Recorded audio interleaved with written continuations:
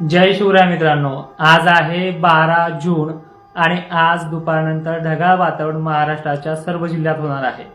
जे 2 दिवसापूर्वी भकास वातावरण होतं आणि त्या भकास वातावरणामध्ये आजच 12 जूनला तो बदल पाहायला मिळणार आहे। तर काही भागांमध्ये जसं की हिंगणघाट, नागपूर, भंडारा, चंद्रपूर जिल्ह्यामध्ये काही मोजक्या ठिकाणी पावसाला देखील सुरुवात होणार आहे। मराठवाड्यामध्ये, विदर्भामध्ये स्थानिक वातावरणाचा तुरळक पडला तर पडला, नाहीतर 20 तारखेपर्यंत मोठा पाऊस नाही, हे तुम्हाला मागेच सांगितलंय। मात्र ह्या 2-4 दिवसांमध्ये जो बदल होणार आहे तो पूर्णपणे चांगला आणि अपेक्षेपेक्षा खूप असणार आहे। भकास वातावरण इथून पुढे राहणार नाहीये। रोज ढगाळ वातावरण, सावली धरणारं वातावरण हे 15 आणि 16 तारखेपासून स्टार्टअप होईल। मात्र त्याची सुरुवात काही प्रमाणात हळूहळू आजपासून होणार आहे। चक्क 2-3 वाजता ढगांची गर्दी जमायला सुरुवात होईल आणि संध्याकाळी काही ठिकाणी जर थांबले ढग तर तो हलका मलका पाऊस 1-2 ठिकाणी होण्याची चान्सेस आहेत। मात्र यामध्ये जो चांगला बदल आहे तो नागपूरसाठी बरा आहे। नागपूरचा काही भाग, खाली चंद्रपूर, हिंगणघाट वगैरे परिसर बरा आहे आणि ढगांची गर्दी उद्या सुद्धा 13 तारखेला यापेक्षाही जास्त वाढेल। त्यामध्ये नाशिक क्षेत्र, मुंबई सारखा ठिकाण, नागपूर वगैरे भाग आहेत। त्यानंतर महाराष्ट्रामध्ये, मराठवाडा, विदर्भामध्ये अनेक ठिकाणी ढगाळ परिस्थिती ही देखील वाढत जाईल। त्याचबरोबर रविवारी सर्वाधिक जास्त ढगांचा गर्दी आणि थोडे शिरवाळ पद्धतीचं सावलीचं वातावरण देखील पाहायला मिळू शकतं। सोमवारी हा रेकॉर्ड ब्रेक वातावरण जे आहे, म्हणजे उद्या 13, 14 आणि 15 तारखेला खानदेशमध्ये ढगाळ वातावरण, त्याचबरोबर सांगली, सोलापूरमध्ये ढगाळ वातावरण, मराठवाड्यातल्या एकंदरीत सर्व जिल्ह्यांमध्ये चांगल्या पद्धतीनं ढगाळ वातावरण, तर त्याचबरोबर वाशिम जिल्ह्यामध्ये, हिंगोलीमध्ये तुरळक ठिकाणी पावसाला देखील सुरुवात होऊ शकते। मित्रांनो, सरळ सांगितलंय की 15 आणि 16 जूनला मान्सूनचे मोसमी वारे महाराष्ट्र व्यापणार आहेत। त्यासोबत बाष्प घेऊन येणार आहेत, चांगल्या पद्धतीचे ढग घेऊन येणार आहेत आणि त्या ढगांबरोबरच हलक्या सरी सुद्धा सुरुवात करणार आहेत। पण 20 तारखेपर्यंत पेरणीयोग्य पाऊस नाही। ज्यांनी धुरळ पेरण्या केल्यात त्यांना काही ठिकाणी थोडा सटकारा बिटकारा दिलासा मिळण्याचे चान्सेस आहेत। मात्र या 15 आणि 16 जून पासून चांगला बदल होणार आहे। जो बदल मान्सूनचा राहणार आहे, जो सरसकट सारखा आभाळ, सारखं ढग, सारखे प्रमाण असणार आहे।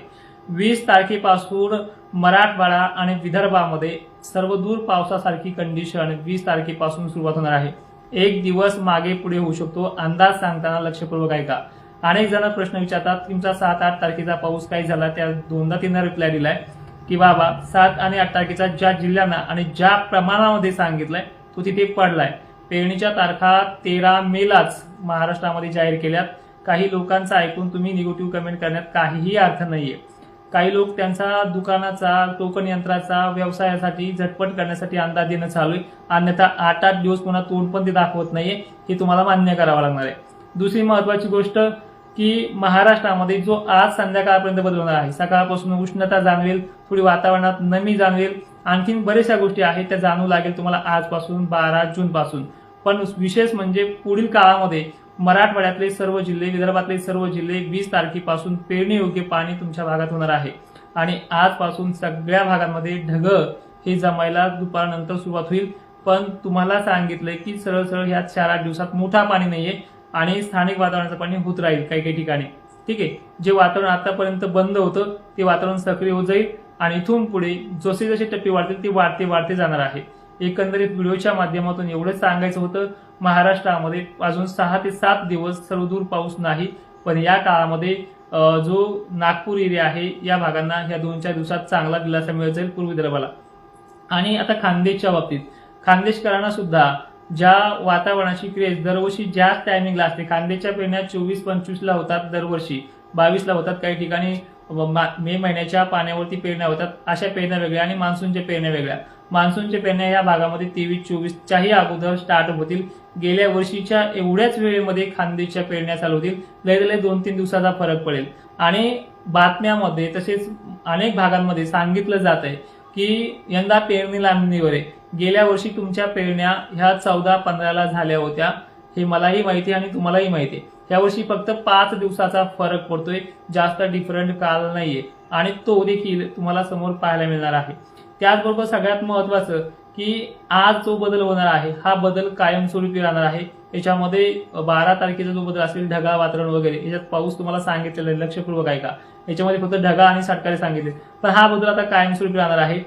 पुढील मध्यम काळामध्ये जुलै महिन्यामध्ये थोडेफार 15-15 दिवसाचे खंड राहू शकतात, पण त्या खंडामध्ये सुद्धा षटकार राहतील. एकदा उगून वर आलं की पाऊस पिकं आपले दम धरतात आणि परतीच्या पावसामध्ये दुष्काळाचा सगळा नायनाट होऊन जाईल. कारण की परिस्थिती यंदाची वातावरणाने गंभीर सांगितली, बातम्याने गंभीर सांगितली, तितक्या पद्धतीने गंभीर नाही. मागील 10 वर्षाच्या रेकॉर्ड इतकाच हा अल्निनो आहे, तेवढ्या पलीकडे तो अल्निनो नाही. तर जय शिवराय, धन्यवाद.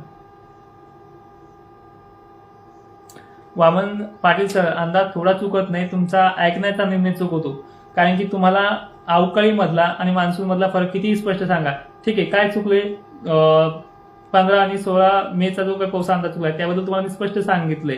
त्याचबरोबर दुसरी महत्वाची गोष्ट, 7, 8, 9ला ज्या ज्या भागांमध्ये पाणी सांगितलं ना त्या भागांमध्ये सरळ सरळ पाणी मी सांगितलेलं आहे. आणि सगळ्या ह्या गोष्टी जाऊ द्या, आतापर्यंत अल्निनो सगळ्या गोष्टी सांगणारे, मग तुम्ही टोकन यंत्र, पेरणी यंत्र हे जे काही विकण्याची काय गरज आहे तुम्हाला?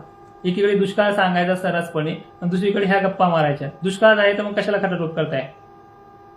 आणि एक महत्वाचं आहे सर्वात सरळ की महाराष्ट्रामध्ये चटका असतो पेरणीचा कुठला बी. तुम्हाला माहिती आहे, तुम्ही किती वर्षापासून शेती करताय. चटका आहे.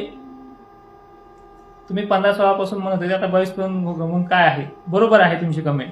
15-16 पासून मान्सून येणार आहे आणि 22 पासून तो बरसणार आहे. 4 दिवस सगळा भाग व्यापण्यासाठी लागतात. 15-16 पासून मुसळधार किंवा जोरदार पाऊस पडेल हे वाक्य त्याच्यामध्ये नाहीये. ऐकण्यामध्ये थोडा बदल झालाय राठोड सर.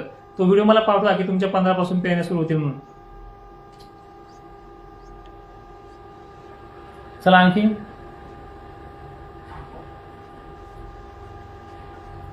कमेंट करा.